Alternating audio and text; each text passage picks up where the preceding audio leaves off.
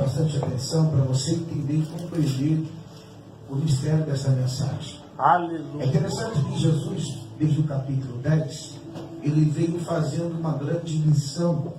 Quando Lucas está relatando alguns relatos que Lucas, na verdade, ele vai pegar relatos daquilo que ele ouviu para compor o seu livro. E é interessante que a observação que fizeram para o Dr. Lucas era que Jesus estava vindo desde o capítulo 10 de dias estressantes, porque Jesus agora está separando 70 homens para uma grande missão. Jesus já tinha 12 discípulos oficiais, só que agora ele resolve separar mais 70 discípulos.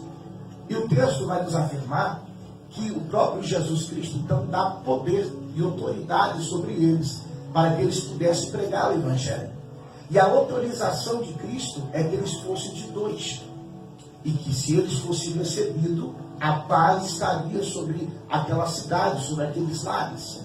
E é interessante que você vai observar que os discípulos que havia recebido a incumbência de levar o Evangelho, eles vão chegar alegre, porque eles estavam expulsando o demônio, e os demônios estavam recebendo a autoridade que vinha deles e estava saindo.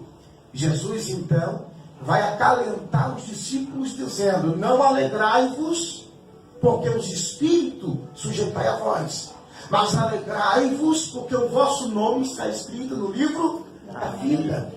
Jesus também está pregando ainda um sermão, e de repente um doutor da lei se levanta e faz uma interrogação a Jesus, dizendo: mestre, como faço para herdar o reino de Deus? Jesus então pergunta para aquele homem: você conhece os mandamentos? Conheço. Amará ao Senhor teu Deus com toda a sua força, com todo o seu corpo e com toda a sua alma, e amará o seu próximo como a ti mesmo. Jesus então olha para aquele doutor da lei e fala: faça então aquilo que você conhece. E agora esse doutor faz uma outra interrogação a Jesus, perguntando: mestre, quem é o meu próximo? Então Jesus vai começar aquela parábola aonde um homem que era estrangeiro naquela terra, ele vai ser assaltado, e ele vai ser pisado, ele vai ser espancado.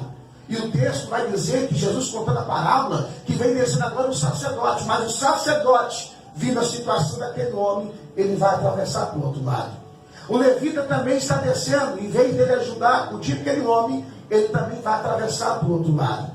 Enquanto isso, o samaritano que estava passando pelaquela região, vê aquele homem daquele estado, vai acudir ele, colocando azeite e vinho em suas feridas, levando ele para a hospedaria, cuidando daquele homem, se preocupando com aquela alma. Ora, por que Jesus fez essa parábola? Se você for parar para entender, existiam alguns grupos políticos daquela época e religiosos, que era composto por grupos. Se você for olhar, nós temos um grupo que é chamado saduceus. Os saduceus era aquele homem que tinha uma visão teológica, que eles não acreditavam na ressurreição, eles não acreditavam em anjos, eles não acreditavam no juízo final. E nós temos também outra classe também de grupo, que é conhecido como os fariseus. E os fariseus é aquele que conhecia na teologia que havia o juízo de Deus. Eles acreditavam até mesmo em anjos. Se você for olhar no capítulo 5 de João, no versículo 5, o texto vai dizer que quando o anjo agitava as águas, quem entrava primeiro era o quê?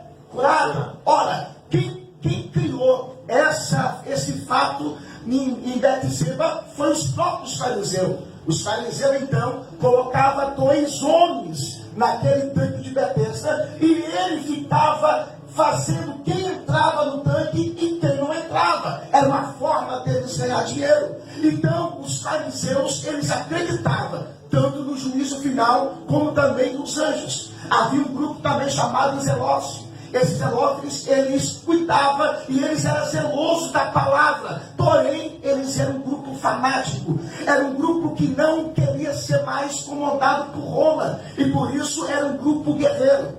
Tinha também um grupo chamado os publicanos. Os publicanos é aquele que eles era, na verdade, um judeu que havia traído sair da sua própria pátria e ele agora está cobrando o imposto do seu próprio povo. Quando Jesus está dizendo nesse texto sobre a porta aberta, aquele que pedir e aquele que clamar vai receber e a porta vai se abrir, Jesus está tirando curiosidade dos seus discípulos que estavam perguntando para Jesus: mestre, nos ensina como orar.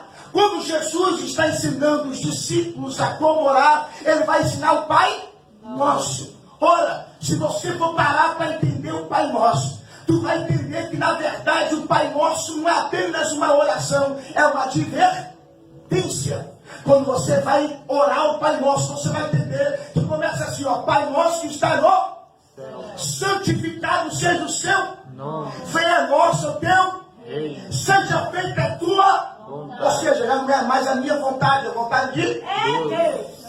Vontade de Deus. Aleluia. Perdoai os nossos pecados, como perdoamos aquele que tem nos ofendido. Se você for encaixar a mensagem, tu vai entender que primeiro, Jesus está repreendendo doutores da lei, fariseu, porque pregam amor, mas não vivem o amor. Eita, Jesus! Jesus está repreendendo os saduceus, os doutores da lei, os escribas, que não querem entrar no reino de Deus, mas ficam na porta impedindo quem quer entrar. aleluia. E Jesus está ensinando os discípulos então como orar, como buscar o reino de Deus. Mas entenda uma coisa: tem muitos que não podem fazer essa oração. Perdoai os nossos como perdoamos quem tem nos ofendido. Aí eu vejo uma classe de crentes aí que ele ora assim: Senhor, toca em mim, mata ele, toca nele também, Senhor, pega ele.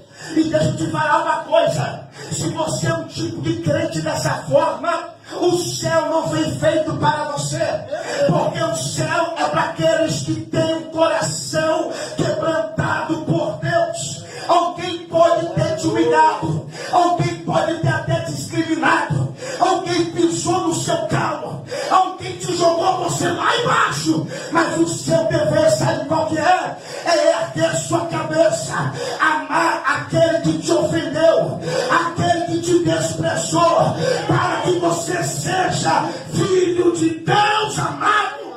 Aleluia. Aleluia. Jesus veio trazer o reino de Deus. A preocupação de Jesus não era trazer riqueza para essa humanidade, não. A preocupação de Jesus não era te dar um automóvel, também não.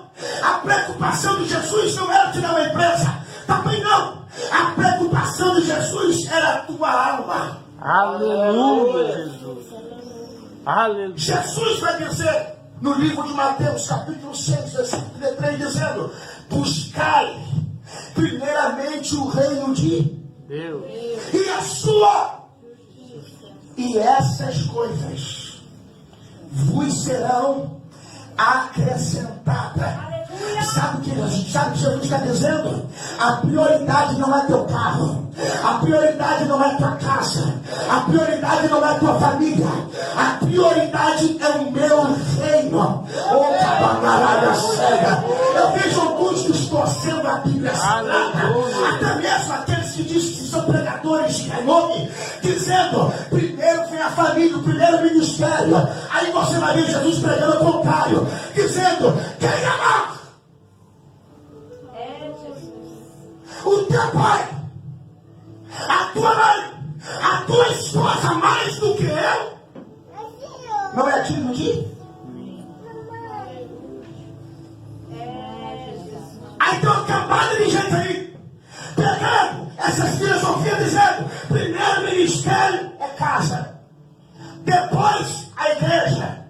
Aí você vai ver Jesus também está pregando, e chega Maria e os irmãos dizendo, os discípulos falam assim: mestre, a sua mãe está aí, seus irmãos também. Sabe o que Jesus falou? Quem são meus irmãos? Quem é minha mãe? Mamãe, meus irmãos.